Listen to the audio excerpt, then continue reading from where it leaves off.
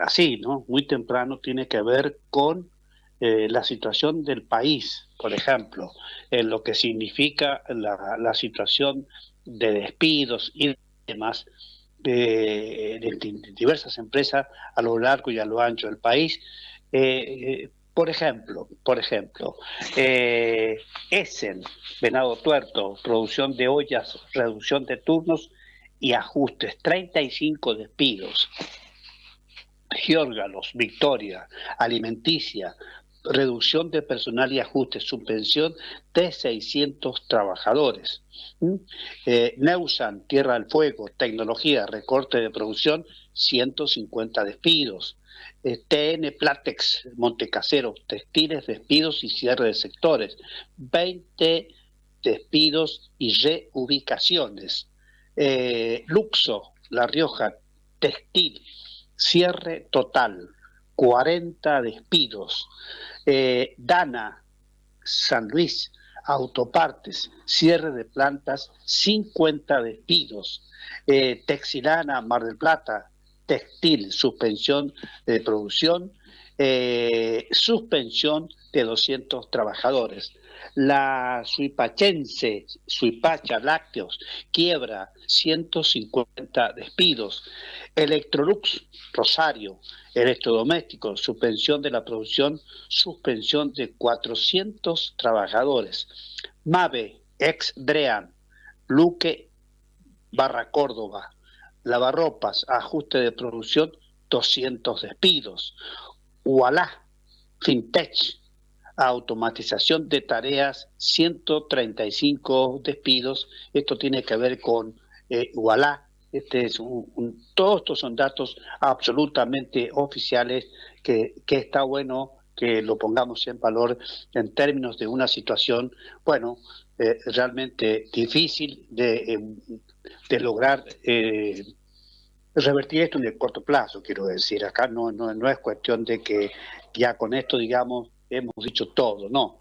Esto es un escenario que se lo estamos transmitiendo porque esto es parte, pero en los distintos puntos del país sucede estas cosas, con lo cual hay que tener siempre presente esto para ver cómo sigue, y de hecho no es fácil revertir una situación tan atípica como la que, a ver, no es que sea atípica en términos de que recién empieza, no, esto hace rato, no es la culpa de este gobierno, es la continuidad de gestiones, digamos, o de administraciones nacionales, de la mano de cualquier presidente, el que se le ocurra a usted ahora recordar.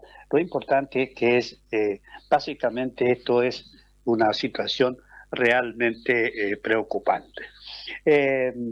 Bueno, 8 de la mañana, 5 minutos, en este martes, como les decía, 2 de diciembre de 2025, después de haber dado este pantallazo, creo que era necesario decirlo, recordarlo y poner en valor para que comencemos a pensar cómo tenemos que cuidar lo que tenemos, cómo que tenemos que atender nuestra perspectiva también, porque por ahí no podemos pensar que esto se va a arreglar en un minuto, no, esto va a demorar un tiempo largo.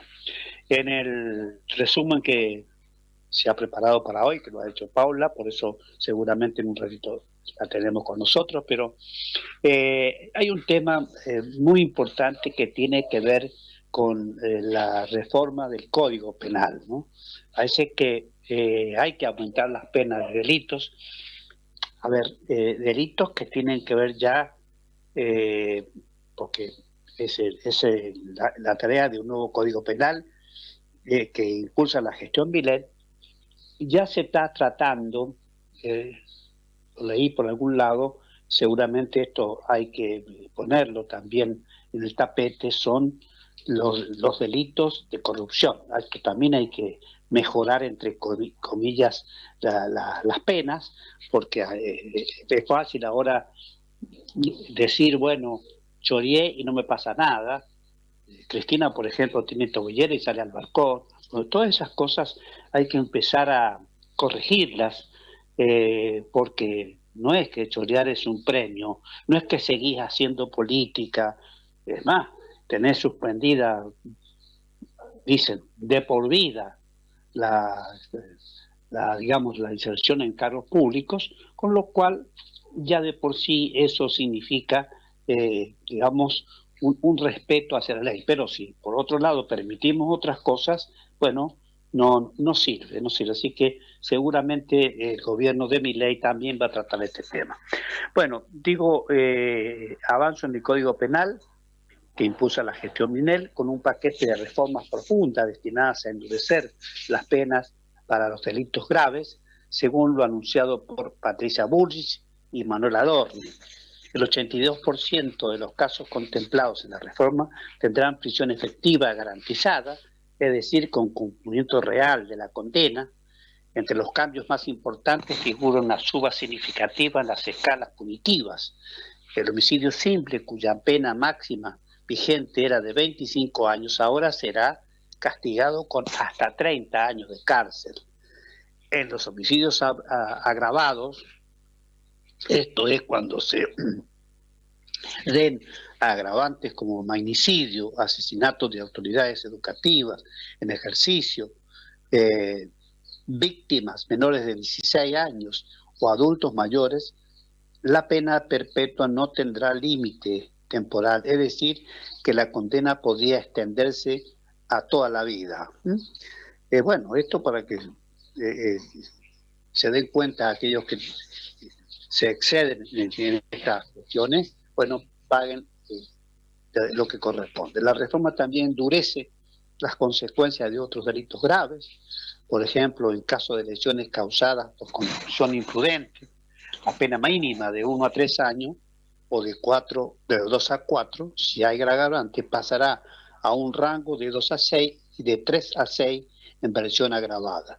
Quienes porten armas sin autorización enfrentarán condenas taxativas, sin posibilidad de salidas alternativas. El proyecto endurece el régimen penal para el uso ilegal de armas. Otro eje del nuevo código es la oficialización de una nueva doctrina de legítima defensa. La norma pasará a presumir en favor de quien se defiende, lo que implica una inversión de la carga de la prueba. Además, se garantiza un papel destacado a las víctimas. Podrán intervenir en todo momento y si el condenado recibe salidas transitorias, la víctima será la primera en ser informada. Se contempla declarar imprescriptibles los delitos graves y gravísimos, homicidio agravado, abuso sexual en todas sus formas, sustracción de menores, trata de personas, delitos cometidos por organizaciones criminales, terrorismo, tráfico y contrabando de estupefacientes, entre otros. Estas causas quedarán excluidas de cualquier chance de prescripción y las condenas serán de cumplimiento efectivo. Por último, la reforma prevé que los funcionarios públicos condenados por delitos de corrupción pierdan cualquier privilegio de jubilación. Es un intento de cerrar los cinturones para la impunidad en altos cargos estatales. Con esta reforma, el gobierno busca dar una señal clara de mano dura frente al delito, terminar con lo que denomina puerta giratoria y asegurar que las condenas se cumplan de verdad, alineándose con un enfoque penal más estricto y una protección reforzada a las víctimas. Bueno, me parece hasta aquí muy valioso, muy interesante preparar una cosa así para que sea un verdadero ejemplo de la tarea de quien tiene la facultad de legislar, poner las cosas en su sitio. Y nos metemos rápidamente en la causa Cristina Fernández de Kirchner, alguien que está usando tobillera, alguien que en lugar de, decir y analizar la causa que la tiene presa, condenada, empezar a pensar de forma positiva en lo que significa el delito que ha cometido, con lo cual es imprescindible evitar que esté bailando en el balcón. Me parece que hasta es una burla al sistema y esto seguramente va a tener alguna consecuencia. Bueno, nos metemos en la causa Cuadernos porque ha vuelto a estallar el juicio más grande de corrupción en la historia argentina. En esta semana se reactivó con fuerza el juicio por causa Cuaderno, un proceso que ya se instaló como el más grande y complejo de la historia judicial argentina. Después de años de idas y vueltas, planteos, dilaciones y una montaña de discusiones técnicas, finalmente se puso en marcha el debate oral que tiene a Cristina de Kirchner como una de las principales acusadas por integrar y liderar un sistema de recaudación ilegal que, según los fiscales, funcionó de manera aceitada durante más de una década dentro del Estado, ¿no? 10 años haciendo lo que querían. El arranque del juicio estuvo marcado por un clima de máxima tensión política y judicial, no solo por la magnitud del caso, sino por la claridad con la que la Fiscalía expuso los primeros tramos de la acusación. Desde el primer día se habló de una estructura organizada, sistemática, jerárquica y persistente en el tiempo, donde un grupo de funcionarios y empresarios interactuaban mediante el pago de sobornos vinculados a la obra pública. Según los fiscales, ese dinero que se movía en bolsos, valijas y mochilas no quedaba en manos intermedias, terminaba en domicilios ligados directamente a Cristina Fernández de Kirchner. Bueno, el corazón de la acusación, Cristina como destinataria final del dinero, en las audiencias más recientes, la Fiscalía avanzó con descripción cruda y directa del rol de Cristina. No la ubicaron como alguien que simplemente estaba al tanto, la señalaron como la destinataria final del dinero, la cúspide del circuito. Para sostener esto, presentaron un listado detallado de viajes, horarios, movimientos de bolsos, testimonios de arrepentidos, declaraciones de funcionarios y anotaciones que describen el mecanismo con precisión. Según reconstruyó la acusación, el circuito funcionaba así. Empresarios del sector de la obra pública entregaban pagos periódicos, muchas veces coordinados con licitaciones, certificados de avance y renegociaciones contractuales. Esos montos primero pasaban por funcionarios de segunda línea, como Roberto Barata, y luego por intermediarios que se encargaban del tramo final, entre ellos el fallecido Daniel Muñoz, secretario privado de Néstor Kirchner en algún momento. Finalmente, el dinero se entregaba en propiedades vinculadas a los Kirchner, especialmente un departamento de Recoleta. La Fiscalía sostiene testimonios que encajaban entre sí, que los viajes registrados coinciden con fechas de reuniones oficiales, que las versiones de los arrepentidos se corroboran con otros documentos y que el sistema no fue improvisado, sino una verdadera estructura de recaudación montada desde el propio poder político. Montos, cifras y modus operandi agenciado durante años. Cuando se desglosan los pagos documentados de esta causa, el panorama se vuelve todavía más contundente. Solamente en el tramo analizado durante las primeras audiencias se contabilizan unos 40 pagos que suman alrededor de 7 millones de dólares. Y eso es apenas una parte del expediente completo. El modus operandi, como decimos, descrito por los fiscales, muestra una maquinaria aceitada, anotaciones detalladas sobre viajes en autos oficiales, recorridos por Puerto Madero, Recoleta, Olivos y distintos ministerios, movimientos repentinos vinculados a la fecha de cobro, empresarios que entregaban dinero en oficinas, estacionamiento y domicilios particulares y un sistema, digamos, de bolsos o valijas que se repetía una y otra vez. Según los investigadores, el dinero nunca se movía sin una orden previa y todo estaba estructurado de forma casi militar. Se registraban horarios, montos, remitentes, lugares de entrega y destino final. Este nivel de prolijidad es lo que sostiene, según la Fiscalía, la existencia de una organización delictiva planificada y sostenida desde las más altas esferas del poder político.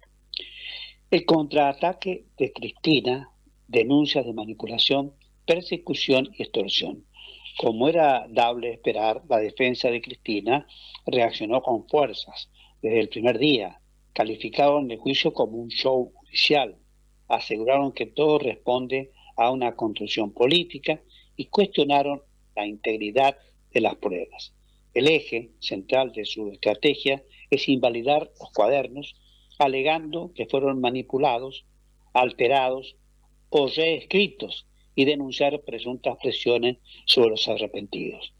También remarcan que muchos testimonios provienen de personas que buscaban beneficios procesales y que la Fiscalía armó en rompecabezas con piezas que no necesariamente encajan, apuntan a supuestas incongruencias en las fechas, tachaduras en los cuadernos, contradicciones menores en algunas declaraciones y vínculos políticos de ciertos actores del proceso.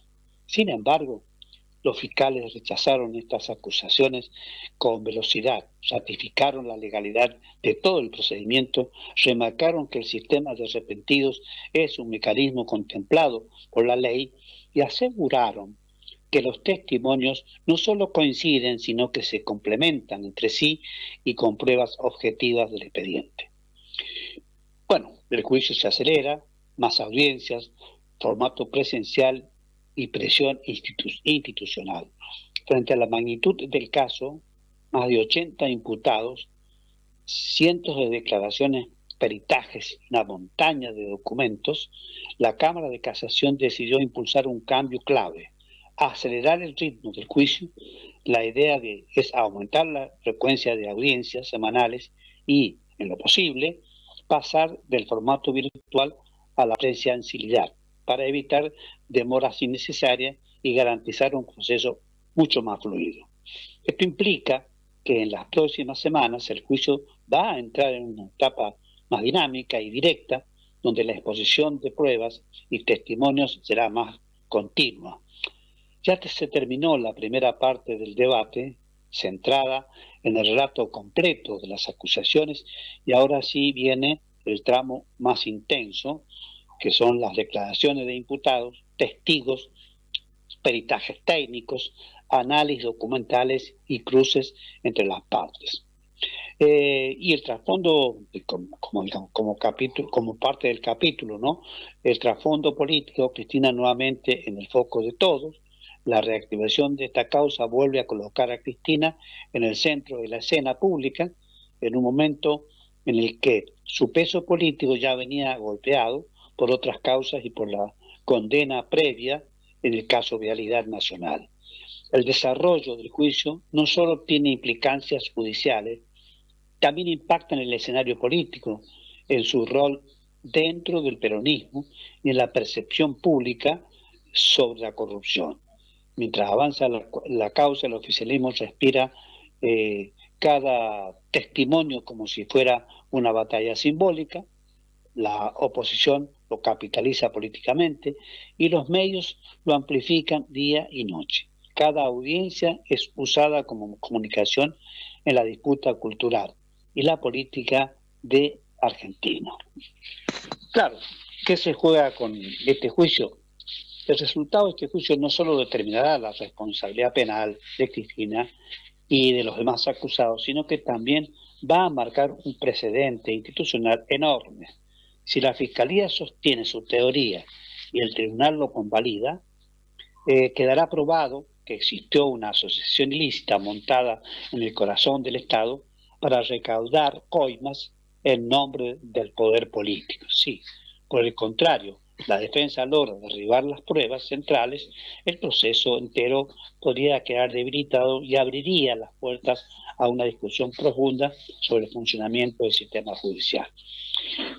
Más allá del resultado, lo que está claro es que este juicio va a atravesar a la Argentina durante meses y probablemente termine definido como uno de los procesos judiciales más relevantes digamos de las últimas décadas.